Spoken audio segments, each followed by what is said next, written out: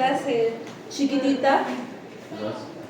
Así que vamos a lo puntual, de hecho que es un tema que muchos de ustedes conocen por las rotaciones de medicina que han tenido, también porque hemos hablado ya un poco al respecto cuando hablamos de perfil hepático, pero vamos a por ello. Miren, tenemos un paciente varón de 52 años que se presenta al servicio de emergencia con distensión abdominal progresiva de 2 semanas de evolución. Refiere sensación de plenitud postprandial precoz y aumento de peso. No presenta fiebre, vómitos, ictericia, cambios en el hábito intestinal ni sangrado digestivo, nada de eso. Niega el consumo de alcohol, drogas intravenosas, transfusiones previas o antecedentes médicos de importancia. No toma medicamentos regularmente. Al examen, presión arterial 118/74. Frecuencia cardíaca 82. Frecuencia respiratoria 16. El abdomen está distendido con circulación colateral leve, tiene matidez desplazable positiva y ecografía abdominal revela ascitis moderada. Se realiza paracentesis diagnóstica sin complicaciones. Entonces, con el cuadro que les he leído, ¿cuáles son sus presunciones diagnósticas?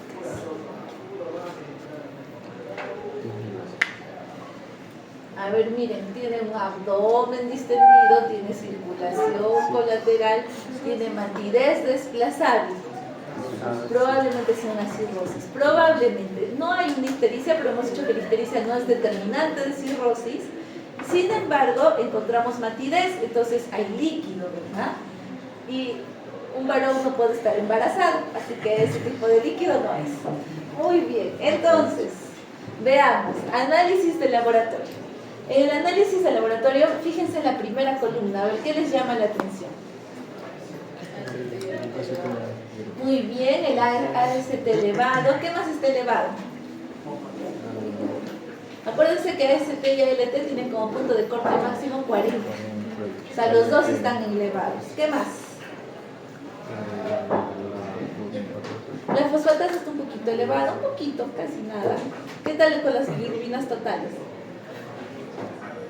También está un poquito elevada porque máximo hasta 1, 1.2, está un poquito elevada. ¿Cómo vemos la albúmina? ¿Cómo vemos el INR? Está dentro de los parámetros normales, pero en lo normal alto, ¿verdad? Y la creatinina normal. Entonces, como podemos observar, sí tenemos alterado nuestro perfil hepático, pero es una alteración mínima inicialmente. Lo que más llama la atención, en pocas palabras, son las transaminasas a predominio de la TGP. O sea, el origen aparente no es alcohólico y concuerda con lo que nos dice en la historia, que no consumía alcohol, pero de todas maneras hay una elevación. Ahora vamos al citoquímico del líquido acítico. Como tenía ascitis, extrajeron líquido acítico y le hicieron todos estos estudios. Antes de que procedamos a interpretar, quiero hablarles un poquito sobre la gradiente de Gasa. La gradiente de Gasa es muy importante para el líquido acítico, muy importante. Miren, les adelantaré un poco de la teoría. La gradiente de Gasa básicamente es una resta, es la diferencia entre la albúmina sérica y la albúmina de líquido acítico. Restamos a la albúmina sérica la albúmina de líquido acítico y el valor que me dé yo voy a tomar como punto de corte el 1.1. ¿Por qué? ¿Para qué me va a servir esta gradiente de Gasa? Para determinar la etiología de la ascitis. ¿Listo? Si es que me sale mayor a 1.1, la etiología de la ascitis es por hipertensión portal. Definitivamente es hipertensión portal. Y si me sale menor a 1.1, no es por hipertensión portal. Entonces, hasta ahí llega la gradiente de Gasa, pero podemos agregar un parámetro más que me puede ayudar a diferenciar con mayor precisión el origen. Y ese parámetro adicional son las proteínas totales de líquido acítico. Si las proteínas totales me salen menor a 2.5, entonces ya puedo diferenciar qué clase de hipertensión portal podría ser. Si es menos de 2.5 es por cirrosis. Si es más de 2.5 o igual, es por otros elementos la causa más frecuente, insuficiencia cardíaca congestiva derecha. ¿Listo? Y ahora vámonos con menor a 1.1. Si no es por origen de hipertensión portal, y las proteínas están bajas, ¿en qué casos las proteínas están bajas? Cuando pierdo proteínas, por ejemplo, síndrome nefrótico. Cuando no tengo proteínas, por ejemplo, en el caso de los pacientitos desnutridos. Mientras que si las proteínas me salen muy altas y no es por un origen de hipertensión portal, entonces allí hay que considerar alteraciones inflamatorias propias al peritoneo. ¿Qué inflamaciones? Tumores, tuberculosis, infecciones, neoplasias, eso se notaría. Esto es importante porque la exactitud de este parámetro ronda el 97%. Entonces, tan solo con la gradiente de Gasa, tú ya puedes tener un 97% de certeza del origen de esa citis. ¿Para qué? Para que luego puedas intervenir y dar el tratamiento. Entonces, regresemos a nuestro casito. A ver, miren. Vemos primero el índice de Gasa, ¿no es cierto? La resta, es una resta, no se van a confundir, de la albúmina sérica, que nos dio acá, miren, la albúmina sérica está en 3.4, menos la albúmina de líquido, que era 1.5. Y nos sale en 1.9. Si nos sale en 1.9, estamos por encima del punto de corte. ¿Cuánto era el punto de corte? 1.1. O sea, el origen es por hipertensión portal. Ahora, ¿qué podría estar causando la hipertensión portal? ¿En qué me fijo? Proteínas totales de líquido. Entonces voy al líquido y busco las proteínas totales y están en 2.3. ¿Cuánto era mi punto de corte? 2.5. Si es menos de 2.5, entonces el origen probable es cirrosis. O sea, ¿qué tiene mi pacientito? Cirrosis. ¿Y por qué lo digo con tanta seguridad? Miren, si es que vemos la casuística, si es que vemos la frecuencia de la etiología de ascitis, el 81% de las ascitis son por cirrosis.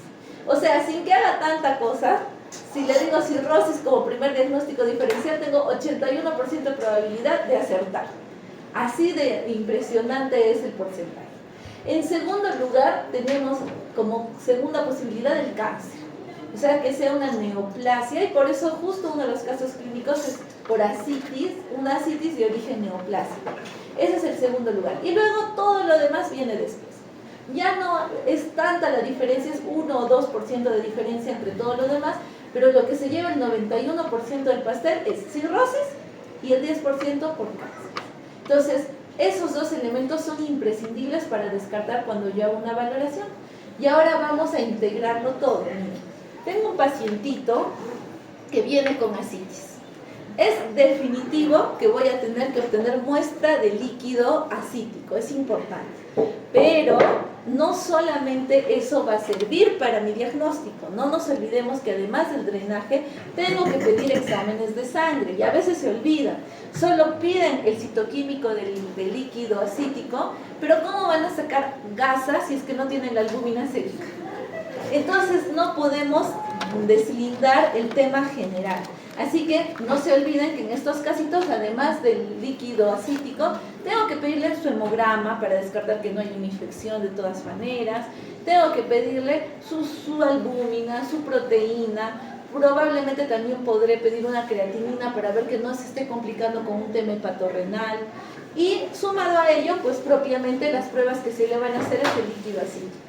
Y ahora viene la pregunta, ¿qué pruebas le haríamos al líquido ascítico? La primera ya la mencioné, el citoquímico.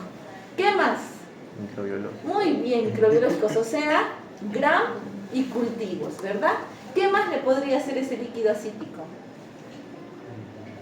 Un parámetro químico que tengo que agregar al citoquímico. ¿Por qué vivo en el Perú? TV. Muy bien, pero ¿qué parámetro químico de la TV? ADA. ADA. ¿Listo? Acuérdense a todos los líquidos biológicos, líquido cefalorraquídeo, líquido ascítico, líquido pleural. Por el simple hecho de vivir en Latinoamérica, yo tengo que pedirle ADA adicional. ¿Listo? Y además, sumado a ello, ¿qué otra cosa podría pedirle a ese líquido? Ya hemos hecho microbiológicos, ¿qué más? ¿Podría pedirle moleculares? ¿Qué pruebas moleculares podría pedir a ese líquido? A ver, recuerden del líquido cefalorraquídeo. ¿Se acuerdan? Para descartar o para que me dé en meningitis las bacterias más frecuentes, virus o inclusive hasta un hongo, agarraba una prueba molecular. ¿Cómo se llamaba? Filmar. film Arran. ¿Podría pedir de líquido acítico? Sí se puede pedir. Pero ahora viene una distinción importante. Miren, resulta que en meningitis o alteraciones neurológicas por las cuales yo tenga que punzar, el origen más frecuente es una infección. Y acuérdense que por la alta mortalidad y la alta probabilidad de secuelas, entonces yo estoy contra el tiempo y es de vital importancia emplear métodos que sean rápidos y que sean eficaces, que me den un resultado lo más cercano a la realidad posible, o sea, una especificidad del 99.99. Ahí está avalado y tiene el peso hacer un film Arran. Pero en el caso de una ascitis, sí se puede hacer, eso quiero que entiendan, que sí se le puede hacer. ¿Pero tendrá el mismo peso que para un LCR? No, porque solo miren la etiología. El 81% de los casos va a ser por cirrosis, no tiene nada que ver con una infección. El 10% restante va a ser por un cáncer, no tiene nada que ver con una infección. Entonces, salvo mi líquido acítico sea indicativo de una infección, vamos a ver que tiene un conteo celular alto, una leucocitosis, el predominio de neutrófilos, inclusive hay factores de riesgo, ¿no? Una diálisis peritoneal, por ejemplo, se puede transformar en una infección peritoneal. En esos casos podría pedir un film Arran, pero así de primera instancia, en primera posibilidad, no. ¿Listo? Aquí lo único que usamos de excepción es la TB, la tuberculosis. Porque de todas maneras, por el hecho de vivir en Perú, toda patología tiene que ser con su correspondiente descarte de TB. No hay de otra. ¿Listo? Pero por otros microorganismos, otros orígenes infecciosos, nos alejamos bastante en esta situación. Con cultivo, gram y hacer miada, estoy cubriendo bastante. Y es suficiente. Muy bien, ahora sí, ¿a quién le toca exponer primero cáncer, neoplasia, ascitis por neoplasia? ¿Sí? Vamos a verlo por Cátedra. Sería, pues, hermano, solo primero.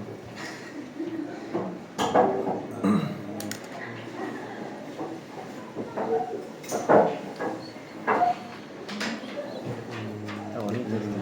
Sí. Como los tenistas,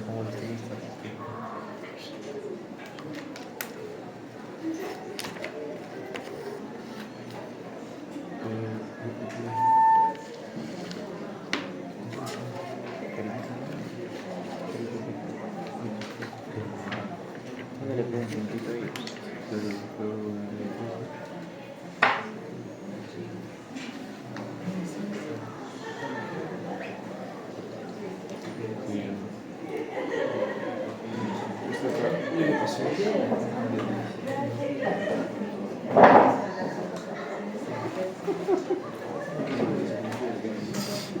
Lo siento.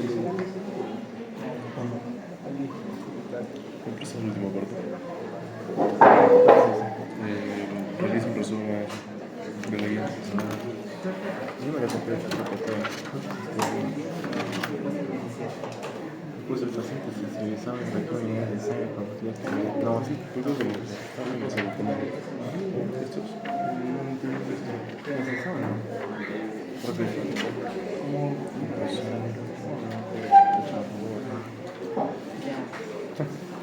Lo despachaste, ¿no?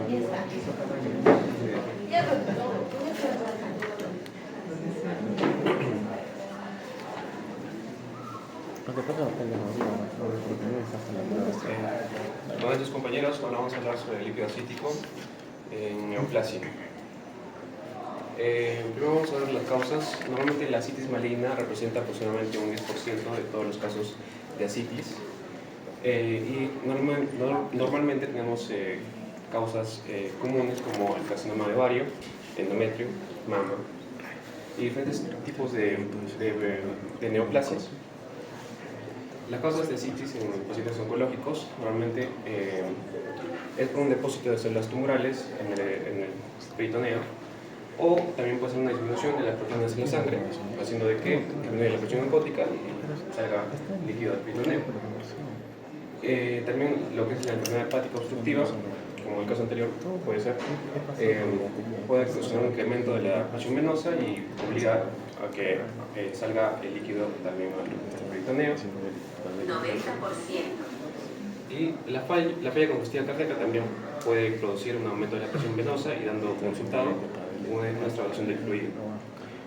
Como tal, como células malignas, estas células malignas pueden producir un factor de crecimiento, la cual puede incrementar lo que es la permeabilidad vascular y produciendo una acumulación de proteínas en el peritoneo, haciendo que jale más agua hacia el peritoneo. Al igual de que puede aumentar lo que es la vascularización del tumor y también aumentando habiendo más sangre, sacando más líquido hacia el peritoneo. Y también lo que es la acumulación linfática puede ser por una obstrucción o un incremento de esta, como una obstrucción linfática, haciendo de que bote mucho más líquido al peritoneo. Tenemos este caso clínico, que es un varón de 37 años sin hábitos tóxicos ni antecedentes de interés. Acude a urgencias por distensión abdominal progresiva en los últimos 5 días hasta impedir la ingesta. En el último mes refería molestias difusas en el abdomen, digestiones más pesadas, dorsalgia, disminución de la diuresis, leve pérdida de peso no cuantificada y sudoración profusa. En la exploración física vemos solo lo positivo: es obeso, afebril, abdomen globoso, distendido, matidez cambiante en flancos, y lo demás es normal. Las pruebas complementarias, al confirmar la citis por ecografía, se realiza analítica completa, un TAC de abdomen, una paracentesis diagnóstica y a la vista de estos la biopsia peritoneal y la masa abdominal que se encuentra, ¿no? Viendo lo que es la analítica de todo lo que le han pedido para el líquido acítico, vemos que el aspecto es ligeramente amarillento turbio, que es lo normal. Y los leucocitos están elevados, están en 40.000 leucocitos. Los polimorfonucleares, en el hallazgo de líquido, vemos que está en un 80%, muy alto. Igual las proteínas normalmente es de 2.5, en el paciente está de 4.1, que es posible un exudado, ¿no?, por la cantidad de proteínas que hay. El LDH igual está muy elevado, está en 4.500. Y el pH es ácido. Por lo mismo, supongo, por lo mismo el LDH puede aumentar lo que es el disminuir el pH. Lo que es el ADA se le ha hecho para TBC peritoneal, es negativo, y las células tumorales presentes, no diferenciadas.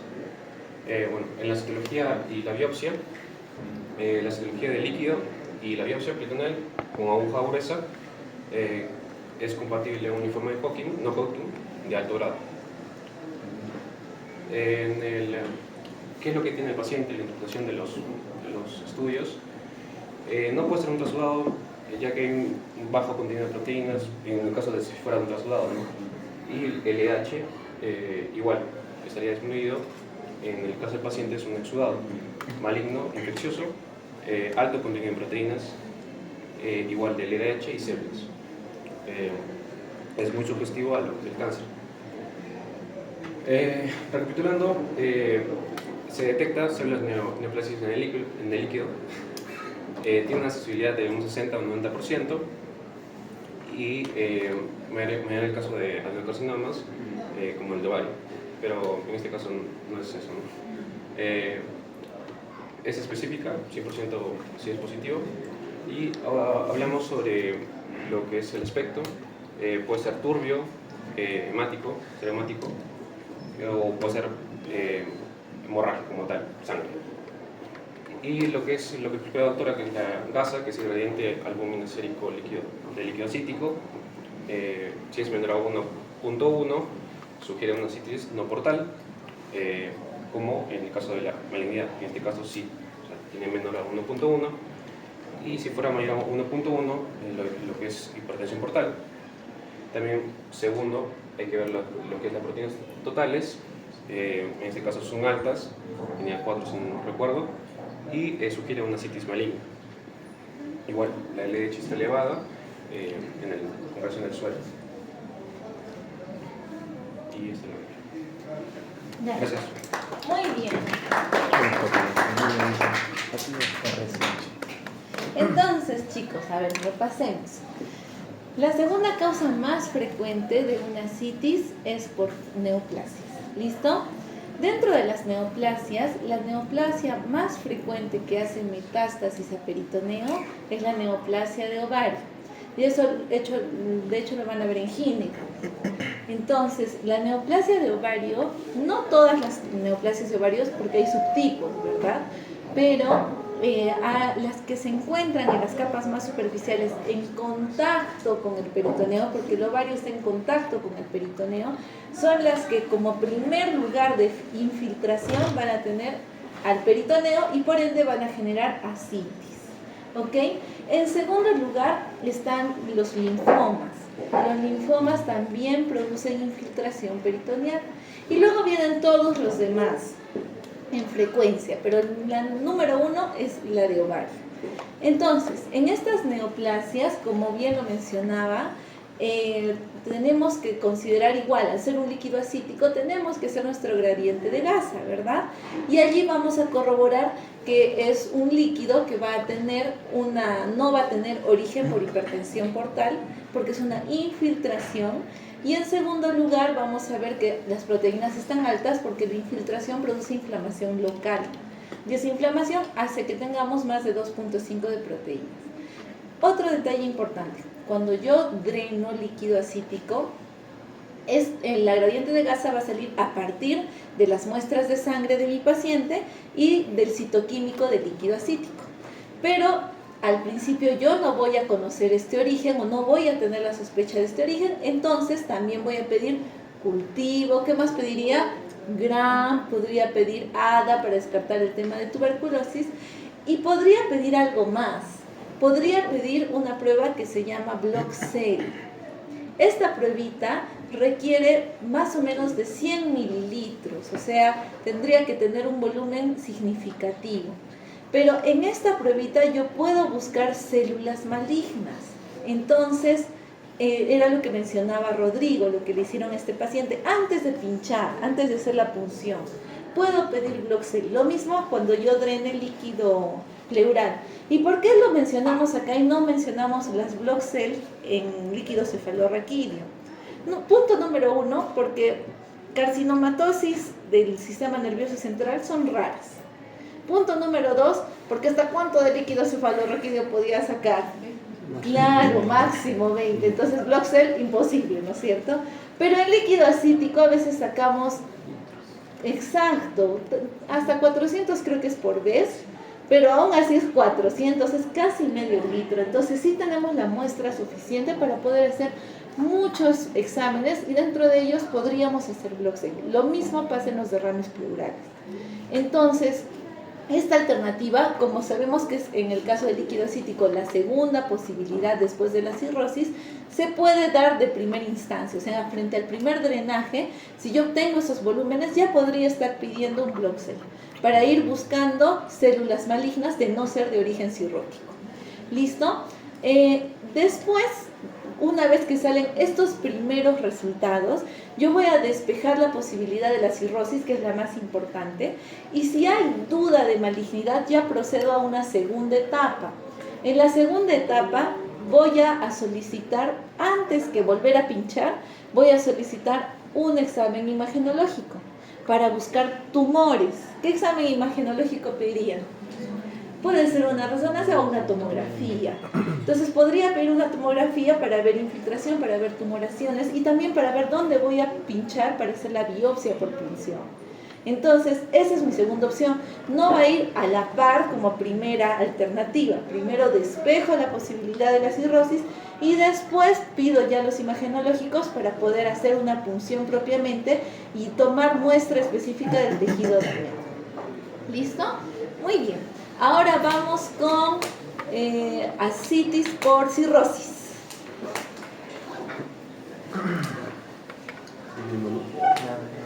Segundo tema. De nuevo,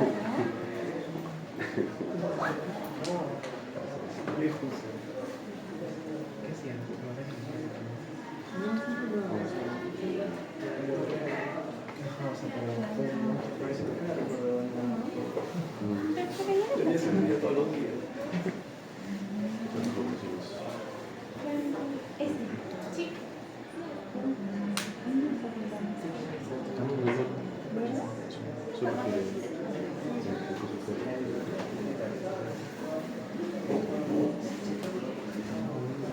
Ya, buenas noches. Bueno, hoy día voy a exponer sobre lo que es ascitis en cirrosis. Entonces,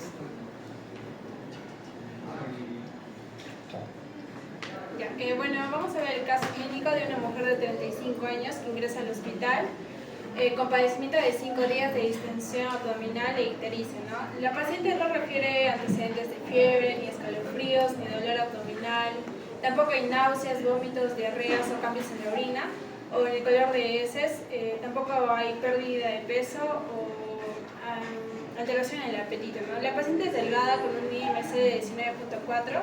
Tiene antecedentes de alcoholismo desde los 19 años, con 4 bebidas al día por un año, que estuvo en programa y es un año no toma, es lo que refiere la paciente, ¿no? Tuvo un viaje reciente a Centroamérica hace varios meses donde sufrió una convulsión y fue llevada al hospital. Se le hicieron pruebas de ALT y AST y estas resultaron elevadas y el resto de estudio fue normal. Entonces, un mes después de esto, le tomaron pruebas que mostraron hiperbilirubinemia leve, elevación leve de los niveles de ACT y ALT, y su médico le atribuyó a que era por la atovacuna que había estado tomando para la profilaxis de la malaria, y ya que posterior a 2 semanas, el ALT y el AST estuvieron normales, ¿no?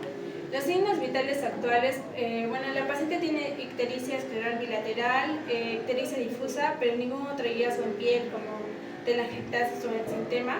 No tiene adenopatías.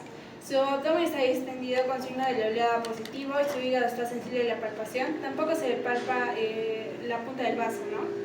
En el examen cardiovascular no revela soplos, frotes o galopes, pero tiene distensión yugular y edema con fovea de 2 cruces en ambas extremidades inferiores. En lo que es respiratorio hay martillez en la percusión con ligeras crepitaciones en la auscultación en la región infraescapular del pulmón derecho, y el examen neurológico es normal, ¿no? Entonces, vamos a ver lo que es las pruebas de laboratorio. Vemos que hay leucocitosis, también hay elevación de los neutrófilos, tiene anemia la paciente, también tiene plaquetopenia. Lo que también tenemos que resaltar es que la AST está elevada, como también la fosfatasa alcalina y la GGT. La bilirrubina total también está muy elevada. Entonces, por eso vemos, ¿no?, lo que está representada en la ictericia. La albúmina está baja, también lo que es la proteína se reactiva con la ferritina, como son marcadores de inflamación, también están elevados, y lo que es el TP, el INR, el TTP también están muy prolongados, ¿no? Entonces eso nos quiere decir que el hígado está siendo alterado. Para el diagnóstico vamos a pedir una paracentesis diagnóstica. ¿Por qué? Porque es la primera vez que la paciente tiene este episodio, y la paracentesis puede ser tanto de diagnóstica como de tratamiento, ¿no?, para aliviar la incomodidad del paciente. Entonces, se le pueden sacar de 20 a 50 mililitros que se distribuyen en 4 frascos, dos frascos para hemocultivo, uno para citoquímico y otro para citológico. Entonces se realizó este estudio y el aspecto del líquido pues mostró que fue de color pajizo y muestra 86 células nucleadas, de las cuales 28 son polimorfonucleares, 0 glóbulos rojos con tinción de Gram y cultivos negativos. El nivel de albúmina de ascitis es de 0.85 y de la sérica anteriormente fue 2.2, ¿no? En lo que es el ultrasonido abdominal, el hígado está difusamente ecogénico, sin lesiones focales, hay ascitis moderada, flujo normal de la vena porta, sin dilatación del conducto biliar, intrahepático o extrahepático, y el resto fue normal. Así como también la radiografía de tórax. Y la fracción de eyección del ventrículo izquierdo fue también normal, sin enfermedad valvular. Las proteínas del líquido acítico fueron de 1. Entonces, como la doctora mencionó, lo principal que tenemos que hacer para este diagnóstico es el GASA, ¿no? Que es el gradiente de albúmina de suero en ascitis. La fórmula pues sería, ¿no?, la albúmina sérica menos la albúmina cítica. En este caso, nuestra paciente tiene de albúmina sérica 2.2, se le restaría el 0.85, que sería 1.15. Entonces, esta paciente tiene mayor a 1.1, lo que podría ser una hipertensión, que es algo propio del hígado, ¿no? Menor de 1 punto es extrahepático. Entonces, si es mayor a 0.1, vemos ahora lo que es proteínas de líquido, que sería de 1. Entonces, como es menor a 2.5, vemos que en este caso, en esta paciente, sería una hipertensión portal debido a cirrosis, que es la mayor causa de ascitis. Y también para confirmar el diagnóstico se le hizo una biopsia hepática transyugular a la paciente, que el estudio mostró, ¿no?, que hay un cambio graso severo, una esteatohepatitis activa con degeneración balonizante, cuerpos de mayoridén fácilmente identificables, e infiltración neutrófila prominente, así como extensa fibrosis secuente. Entonces, esto nos indica que el diagnóstico final es una cirrosis hepática crónica. Y ya, eso sería todo. Gracias. Muy bien, entonces, si se dan cuenta, nuevamente hemos hecho hincapié en el tema de la cirrosis por la alta frecuencia. Más o menos para que tengan una idea, todo paciente cirrótico compensado tiene una probabilidad del 50% de hacer ascitis en los próximos 2 años. O sea, eso es paciente cirrótico compensado. Imagínense el descompensado. Por eso es que la ascitis es una probabilidad altísima frente a la cirrosis.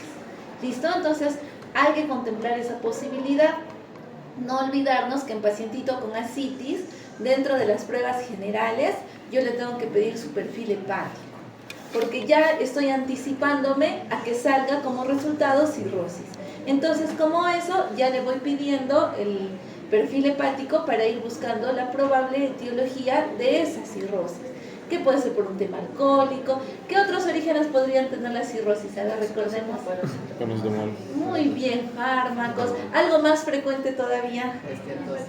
Y esteatosis, hepatitis. Muy bien, las hepatitis virales, la vela. Acuérdense, en el Perú, ¿cuál es la primera causa de cirrosis?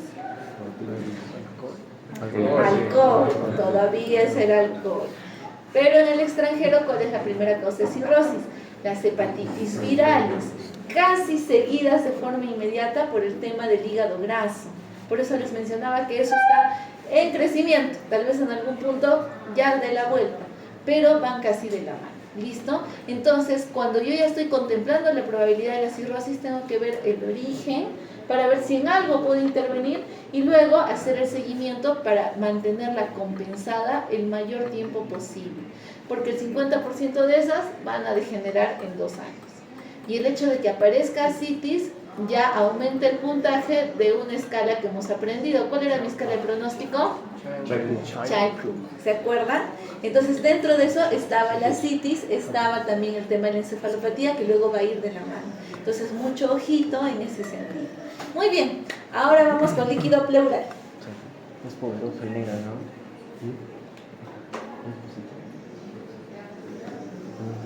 Es poderoso el negro.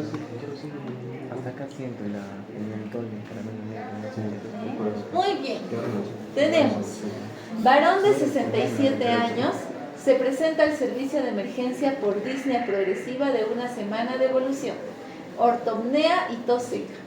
Niega fiebre, dolor torácico, hemoptisis o exposición a tuberculosis. No tiene antecedentes médicos conocidos. No fuma ni consume alcohol. Vive en una zona urbana y no ha viajado recientemente.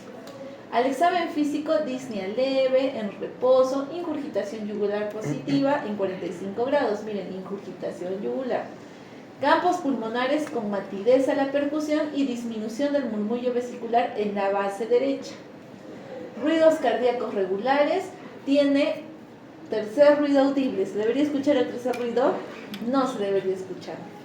Edema en ambos tobillos, radiografía de tórax, cardiomegalia y derrame pleural derecho moderado. Tiene cardiomegalia y corrobora que efectivamente en la radiografía hay un derrame pleural porque no se nota el ángulo costodiafragmático, ¿no es cierto? Y además que se ha borrado parte de la base. Se realiza toracocentesis diagnóstica guiada por ecografía y se obtiene líquido claro ligeramente amarillento.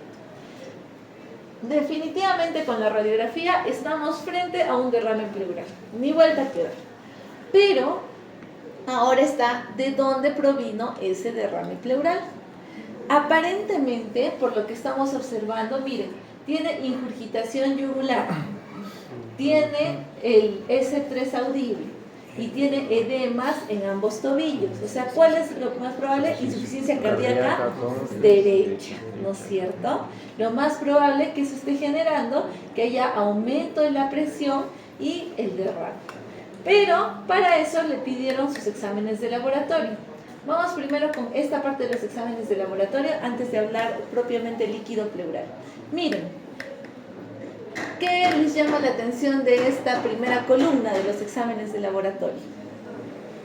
¿Algo les podría ayudar a confirmar que es un tema cardíaco? ¿Qué parámetro buscamos si estoy pensando en insuficiencia? Muy bien, el ProBNP es excelente. El ProBNP está muy elevado. Y un ProBNP tan elevado, a pesar de si corregimos por edad y demás, está muy elevado, confirma que es un tema de insuficiencia cardíaca. Si ven los demás elementos, se mantienen dentro de los valores normales, salvo una leve hiponatremia. Pero por lo demás, estamos dentro de lo normal. Entonces, este derrame pleural tiene un origen cardíaco. Ahora sí, vámonos a entender por qué se dio el derrame pleural. Miren, el espacio pleural es el espacio virtual, porque es un espacio que visualmente no se puede ubicar, determinar, que se encuentra comprendido entre la pleura parietal y la pleura visceral. Es un espacio pequeñísimo y va a ser transitado por una pequeña cantidad de líquido pleural, pequeña cantidad. Más o menos les hablo de 0.1 mililitros por kilo de peso. O sea, una persona de 100 kilos a lo mucho va a tener 10 mililitros. Una persona más delgada o más pequeña va a tener menos, definitivamente. Entonces, esta pequeña cantidad de líquido cumple un objetivo de evitar la fricción entre las pleuras, simplemente de que haya un adecuado movimiento. Y para que este líquido se albergue aquí, esta pequeña cantidad, va a ser el resultado de un juego de presiones. Presiones que ustedes ya conocen y algún par de presiones nuevas. ¿Qué presiones van a influir en esto? La presión oncótica, la presión hidrostática. Y dos presiones más, la presión negativa propia del espacio y el drenaje linfático. Entonces veamos de dónde vienen cada una. Miren, se dan cuenta que en las pleuras, esta es la pleura parietal y esta es la pleura visceral. Se dan cuenta que, perdón, esta es la parietal y esta es la visceral. Se dan cuenta que en estas pleuras hay capilares. Miren, acá también hay capilares. Listo. Esos capilares son los que van a contribuir con la presión oncótica e hidrostática. ¿Cómo así? Si nosotros dibujamos un capilarcito bonito, vamos a ver que por acá está transcurriendo la sangre. La presión hidrostática tiene como función sacar el líquido al intersticio, ¿verdad? Del vaso. Mientras que la presión oncótica tiene como objetivo meter el líquido al intravascular. Entonces, en ese equilibrio de presiones, yo voy a permitir que haya líquido transitando por acá, sangre. Esta saca, esta repone, por eso, si es que hay un desequilibrio, esto se altera. El intersticio en esta región vendría a ser el espacio pleural, o sea, la presión hidrostática, la que sacaba el líquido del intravascular al intersticio, va a ser la presión hidrostática que va a nutrir a mi espacio pleural. ¿Listo? La presión hidrostática suma líquido a mi espacio pleural. Y por el contrario, la presión oncótica, que le robaba líquido al intersticio rumbo al vaso sanguíneo, es la presión que le va a quitar agua del espacio pleural. La presión oncótica quita agua del espacio pleural. Y hasta acá estamos manteniendo un equilibrio de presiones. Pero hay dos presiones más involucradas. La tercera presión es la presión negativa, la presión propia de la pleura, que ejercen las pleuras. La presión negativa va a jalar agua hacia el espacio, absorbe, así. Entonces la presión negativa va a jalar agua hacia el espacio pleural. ¿Y quién va a compensar esta presión negativa? El drenaje linfático. El drenaje linfático va a sacar agua del espacio pleural. Drenaje linfático. Y ya estarían las 4 presiones puestas. Entonces solo basta con trabajar al respecto para ver las patologías. Miren, si mi presión hidrostática aumentara, ¿voy a tener más líquido o menos líquido? Más líquido. ¿Qué enfermedades podrían generar que mi presión hidrostática aumente? Enfermedades que aumenten la presión de los vasos. ¿Qué enfermedades? La insuficiencia cardíaca. La insuficiencia cardíaca aumenta la presión de los vasos, aumenta la presión hidrostática y aumenta el líquido. O sea, la insuficiencia cardíaca produce derrame pleural. Vamos con la oncótica. En el caso de la oncótica, si disminuye la oncótica, entonces yo voy a sacar menos agua. Se va a empezar a acumular. ¿En qué casos la oncótica podría disminuir? Muy bien, cuando no hay proteínas. En desnutrición, ¿qué más? Muy bien, problemas renales, nefrótico, pierdo proteínas. ¿En qué otro caso no se sintetiza proteínas? Cirrosis. Entonces, en esos casos también puede haber derrame pleural, porque lo que está disminuyendo es la oncótica. Ahora vamos con la presión negativa. ¿En qué casos la presión negativa se ve alterada? Cuando hay un tema intrínseco propio que altere la pleura y por ende su presión negativa. ¿En qué casos? Cuando hay inflamación pleural. Muy bien, cuando hay pleuritis de origen, ¿qué pueden generar pleuritis? Infeccioso, bacterias, o sea, un paraneumónico, una tuberculosis. Entonces acá infecciones, TBC, también de origen reumatológico. ¿Se acuerdan del lupus? El lupus que tiene sus 20.000 criterios. Uno de los criterios del lupus era la serositis, ¿se acuerdan? La inflamación de las serosas como la pleura. Entonces, en lupus, en artritis reumatoidea, en todos esos casos genera inflamación y se produce mucho más líquido. Por la presión negativa jala más. Y por último, vámonos con el drenaje linfático. ¿En qué casos podría estar alterado? Cuando yo obstruyo mi drenaje linfático. Si obstruyo mi drenaje linfático, no va a poder drenar. ¿Y qué podría obstruir el drenaje linfático? Neoplasias, masas, ¿no es cierto? Entonces las tumoraciones podrían aumentar el líquido. Entonces, esos son los posibles orígenes de un derrame pleural. Cuando incrementa ese espacio, aumenta el líquido, es porque alguno de estos elementos está alterado. Por eso es que se ha simplificado en 2 términos que ustedes ya los conocen: trasudado y exudado. Entonces, un derrame pleural va a tener origen de trasudado o de exudado.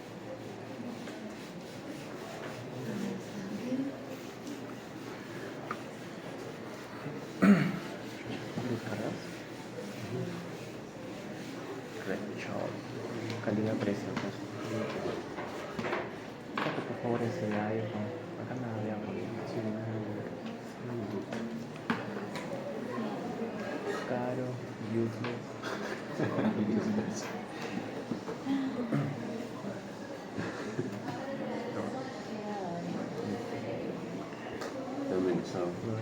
Entonces, miren, ¿cuándo va a ser un trasudado?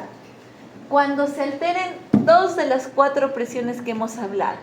cuando se altere la hidrostática o cuando se altere la oncótica. Si se altera cualquiera de estos dos, es un trasudado, o sea, en insuficiencia cardíaca, en cirrosis, en síndrome nefrótico, en desnutrición, trasudado. Mientras que exudado es cuando se alteran las otras dos, o sea, cuando hay una pleuritis, producto de una infección, producto de un tema reumatológico, o cuando hay alteración en el drenaje linfático. Entonces, en esos casos, sí vendría a ser un exudado. En el trasudado hay una segunda alternativa, pero es rarísima, rarísima. Cuando se agrega un líquido externo, como si tú infiltraras líquido, ¿y en qué casos podría meterse líquido de otro lugar al espacio pleural? ¿Han escuchado alguna vez del urinotórax? Sí, es bien raro, es como que una fístula en la que la orina termina drenando al espacio pleural. O también hay otra fístula en la que el líquido cefalorraquídeo termina drenando el espacio pleural. Rarísimo, rarísimo, pero bueno, en esos casos es trasudado. De los cabellos, pero pasa. ¿Listo? Pero en general, con que sepan que es por alteración de la hidrostática o de la oncótica, trasudado ya está suficiente.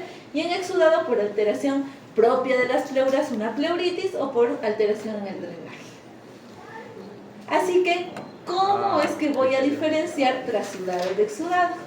Por los criterios de Light. Entonces no se van a confundir porque siempre se confunden. Gasa es parasítico. Light es para pleural. Gasa es una resta. Light es un cociente, una división. Luego están dividiendo gasa y restando light. Entonces no, es diferente. No se van a confundir. Los criterios de Light son 3. ¿Listo? El primer criterio va a ser la división entre las proteínas pleurales sobre las proteínas séricas. Si es que me sale más de 0.5, tenemos un punto ahí. Segundo punto, LDH pleural sobre LDH sérico. Si me sale más de 0.6, tenemos otro punto ahí. Y por último, el tercero es LDH en líquido pleural que sea mayor a los 2/3 del límite superior del LDH sérico que da tu laboratorio. Este es un poquito más ambiguo, pero les pongo el contexto. Si su laboratorio dijera que el LDH normal es de 0 a 200, pongamos, entonces sería, este tercer parámetro, tendrías que ver el LDH del líquido pleural y comparar con los 2/3 de ese 200 que te ha dado tu laboratorio. Y si es que es más de los 2/3 de ese 200, es un punto acá. Pero ¿por qué decimos ambiguo y no damos un número? Porque cada laboratorio maneja parámetros diferentes. Por eso es que esto va a depender de tu laboratorio. Vas a tener que fijarte en los parámetros que da el laboratorio. El parámetro alto, le sacas los 2/3 y recién comparas con el LDH que te dio en el líquido pleural.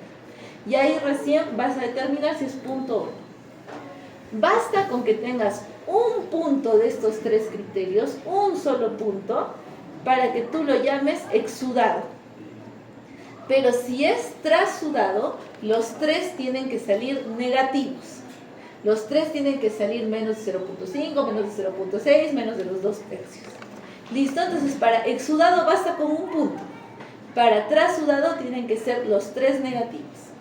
Ahora, puede caber la posibilidad que los valores te salgan negativos, salgan como para trasudado, pero muy cerca. O sea, ¿qué tal si te sale acá 0.49 este cociente? Este de acá te sale 0.59978.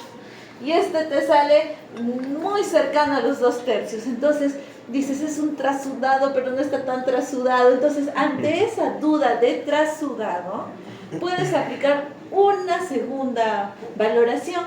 Y esa es la gradiente albúmino-suero-plasma. O sea, también podemos hacer como una especie de gasa en el caso del líquido pleural. Y acá yo resto la albúmina del suero menos la albúmina pleural. Aquí sí es una resta. Y si sale más de 1.2, confirmas que es el trasudado.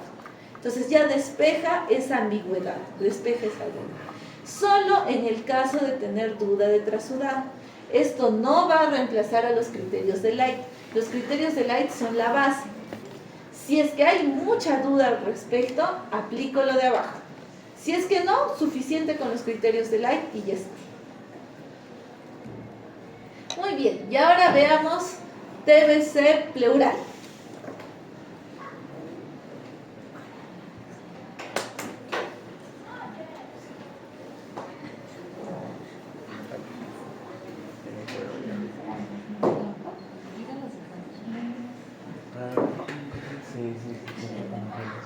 Yo también estaré con pero me vas al hospital nomás de 11 a 11 y media, creo que como Sí, el ¿no? normal. Buenas noches, doctora, compañeros. Vamos a... Se acabó. Ay, no, nos están saboteando. Hace rato se metieron también al Google.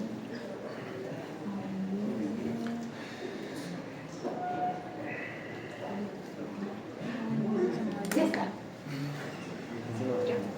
Entonces, vamos a ver. El caso clínico es un paciente de 35 años, procedente de zona endémica, con antecedente de contacto con paciente tuberculoso.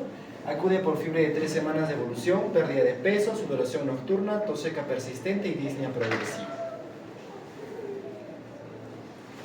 Al examen físico se le encuentra temperatura de 38.2 grados, hay disminución del murmullo vesicular y matidez de la percusión en emitórax derecho con signos de derrame pleural derecho. A la radiografía de tórax se observa evidencia de derrame pleural derecho sin consolidación pulmonar y a la toracocentesis se obtiene líquido pleural claro amarillento. Entonces, muy aparte de los exámenes de rutina como cultivo y todo ello, vamos a centrar este caso clínico en el análisis del líquido pleural que se le toma a este paciente a raíz de la toracocentesis.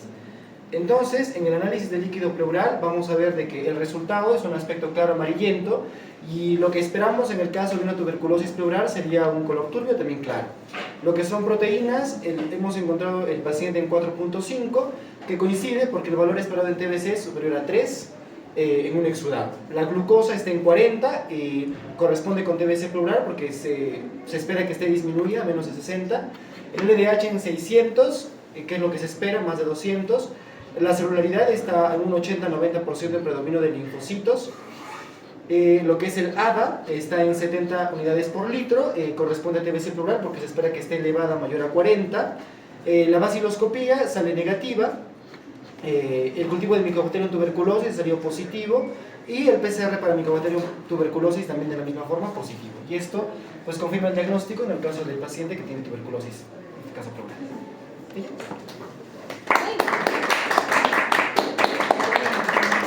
Entonces, recordemos chicos, la TB pleural es la segunda tuberculosis más frecuente extrapulmonar. ¿Listo? Entonces, al ser la segunda más frecuente extrapulmonar y tener este origen respiratorio, es evidente que la sintomatología va a ser semejante a una TB pulmonar, o sea, vamos a tener tos, vamos a tener disnea, acompañado de sudoración profusa y demás. Pero ¿dónde está lo llamativo? Lo llamativo está en que cuando le hago el BK, 1, 2, 3, 4, va a salir negativo. ¿Por qué? Porque el BK de esputo lo que evalúa es las células, la descamación y las bacterias que se alojan en el árbol bronquial. Y los bronquios nada tienen que ver con la pleura. Entonces, por ese motivo es que va a salir negativo. Pero eso no quita la posibilidad que el origen sea TB. Entonces, la manifestación más llamativa de una TB pleural y la más importante va a ser el derrame. Cuando yo encuentre el derrame, voy a aspirar ese líquido y sí o sí le tengo que hacer ADA.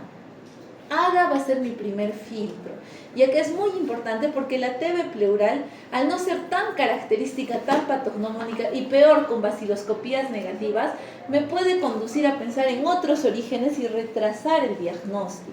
Entonces, pido de rutina a todos mis drenajes de líquido pleural siempre ADA.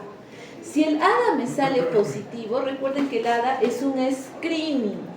Entonces, ¿confirma que es tuberculosis? No confirma, solo me aproxima la posibilidad. Entonces, en ese caso, yo tengo que confirmar que sea tuberculosis. ¿Cómo? ¿Qué prueba le podría hacer a ese drenaje de líquido? Puedo hacerle el cultivo, que es, ¿cómo se llamaba el cultivo de TB? Lowenstein-Jensen. Muy bien, le podría hacer eso, que la norma técnica lo establece. Pero hay un problema con Lowenstein-Jensen. ¿Cuál es el problema? Muy bien, 2 a 3 meses.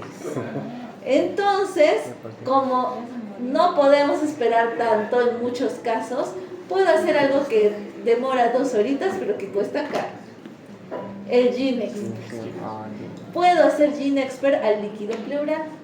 Y al hacer el GeneXpert, como muy bien mencionó Steve, el PCR, que es eso, yo no solamente voy a corroborar que es TBC, sino ¿qué otro dato me da el GeneXpert?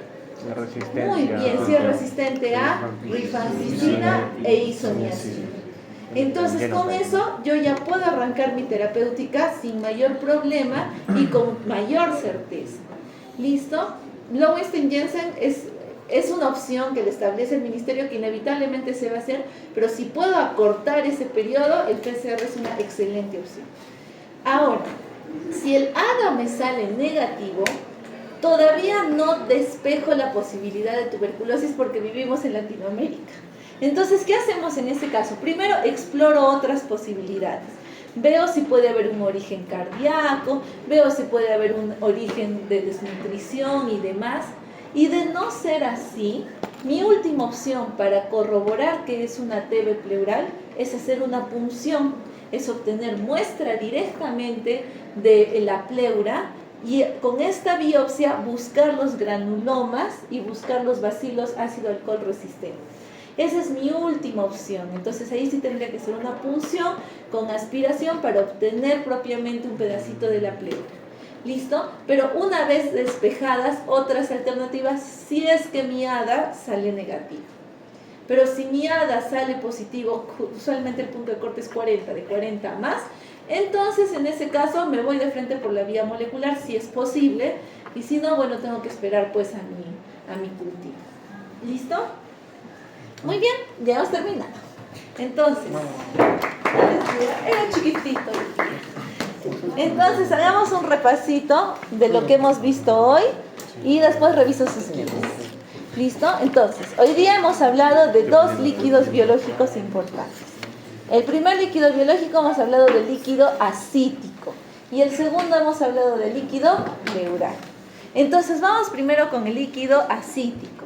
En el caso del líquido acítico, lo primero que yo debo considerar es la determinación, ¿no es cierto?, del origen. ¿Qué parámetro utilizo para buscar el origen del líquido acítico? Gasa, la gradiente de gasa. Muy bien.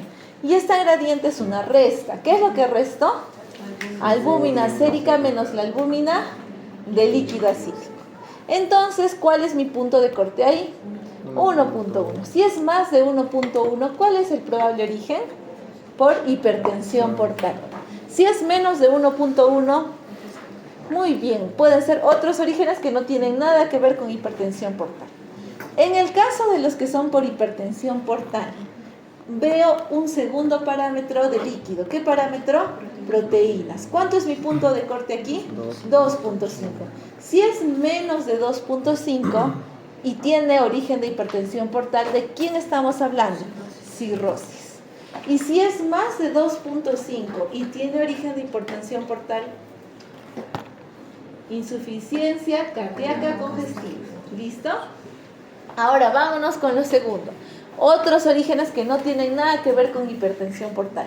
Si tengo menos de 2.5, ¿qué podría ser?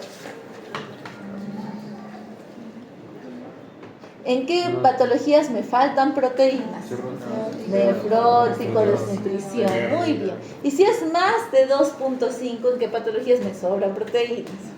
Infecciones, inflamación, reumatológico, tumores. Perfecto. Muy bien, entonces, ¿qué otros parámetros tendría que ver? Recuerden que la principal causa de ascitis es cirrosis. Entonces, si es cirrosis, ¿qué otras pruebas le tengo que pedir a mi paciente por el hecho de que sea probablemente cirrosis? Perfil hepático, para corroborar el origen y ver el pronóstico de la cirrosis. Ahí viene lo del Child-Pugh, ¿de acuerdo? Muy bien. Y además tendría que ver, pedir otros detalles. Si es que no es cirrosis el origen, ¿qué otras pruebas le puedo hacer en el líquido acítico? Ya en el citoquímico veo todos los parámetros químicos. ¿Qué otras pruebas le pido a ese líquido acítico? ADA, no se olviden, siempre tuberculosis despejamos. ¿Qué más? Antes de la biopsia, ¿qué más?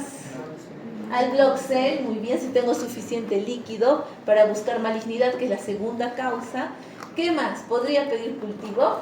Podría pedir Gram, ¿verdad? Entonces, Gram y cultivo pensando en una infección. ¿Qué es más raro? Han visto que el porcentaje es muy reducido, pero de primera instancia es una buena opción. Y ya, si es que yo considero o despejo la posibilidad que sea cirrosis, no es cirrosis, mi segunda alternativa, ¿cuál era? Cáncer, malignidad. Entonces, ¿cuáles van a ser las pruebas posteriores para complementar? Tendría que tomar una tomografía para ver dónde está la tumoración en la masa y hacer directamente una biopsia de la masa, ¿no es cierto? Y con eso ya corroboro y le pongo el nombre y apellido a mi tumoración. Muy bien. Ahora vamos con líquido pleural. En el caso del líquido pleural, hemos visto que para que se forme el líquido pleural van a intervenir diferentes presiones. ¿Qué presiones nutren, contribuyen al líquido pleural? Hidrostática y la presión negativa propia del espacio. ¿Y qué presiones retiran el líquido pleural? Oncótica y el drenaje linfático. Muy bien. Entonces, si hay un desequilibrio en esto, hay la alteración. Si se eleva mi hidrostática, entonces va a haber un derrame. ¿Qué enfermedades causan elevación de la hidrostática? Insuficiencia cardíaca, la más importante. Si hay disminución de la oncótica, también va a haber un derrame. ¿Qué causa disminución de la oncótica? Desnutrición, nefrótico, cirrosis, muy bien. Si es que yo tengo inflamación intrínseca propia de la pleura, también va a haber, porque la presión va a aumentar, la presión negativa. ¿Qué causan inflamación propia de la pleura? Muy bien, TBC, infecciones, lupus, artritis reumatoidea, e inclusive podría ser pancreatitis, ¿no es cierto? La pancreatitis también causa inflamación. ¿Han escuchado esa mnemotecnia? Que cuando el páncreas sufre, la pleura llora. Ese es un clásico. Las pancreatitis van asociadas a derrame pleural. ¿Listo? Y por último, drenaje linfático, obstrucción del drenaje linfático. ¿Qué podría obstruir el drenaje linfático? Neoplasias, tumoraciones. Entonces allí podría haber derrame pleural. Por eso es que estas alteraciones se ven comprendidas en dos términos: trasudado y exsudado. Vamos con el trasudado. En el caso del trasudado, ¿por qué se da? ¿Qué origen tiene?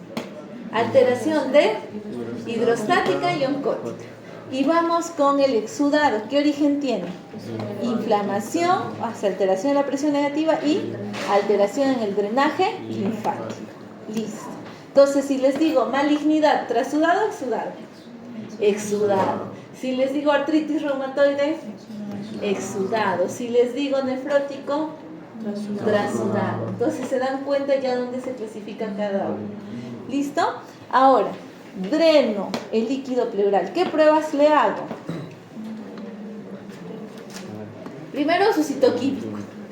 Y con el citoquímico, ¿qué parámetro voy a utilizar para diferenciar exudado de trasudado?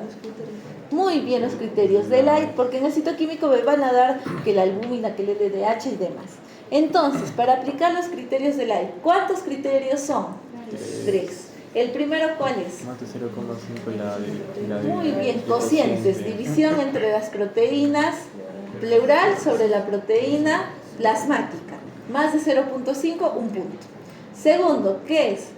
LDH, cociente también, división del LDH pleural sobre el LDH sérico, más de 0,6. Y por último, también LDH, pero este LDH pleural tiene que ser mayor a las 2/3 partes del LDH sérico, pero el valor más alto, ¿no es cierto? El valor normal más alto. Listo, el parámetro alto. Listo. Si es que me da uno positivo, ¿de quién estamos hablando? Exudado. Si los tres me dan negativos, trasudado. Perfecto, ya quedó. Si es que tengo la duda, será trasudado, no me dieron valores muy cercanos, ¿qué otra prueba o qué otra gradiente puedo utilizar? Muy bien, la de albúmina, suero. Entonces divido la albúmina sérica menos la albúmina pleural. ¿Y ahí cuánto es mi punto de corte? 1.2. Si sale más de 1.2, entonces confirmado, trasudado. Y punto final.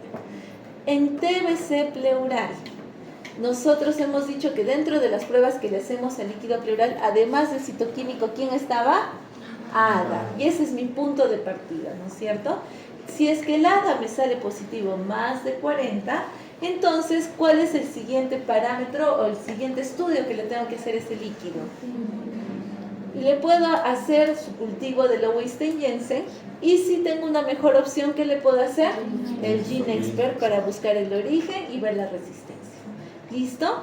Entonces, ¿cómo es más probable que se encuentren los BK en una TB pleural? Negativos. Entonces, acuérdense que BK negativo, no descarten en absoluto mi TB pleural, nada tiene que ver, no hay ninguna conexión. A veces se equivocan y dicen, si ha salido negativo, no es origen pulmonar, pero no, puede ser pleural, puede ser. ¿Listo? Muy bien, ya está. Entonces, déjenme sus guías para revisar.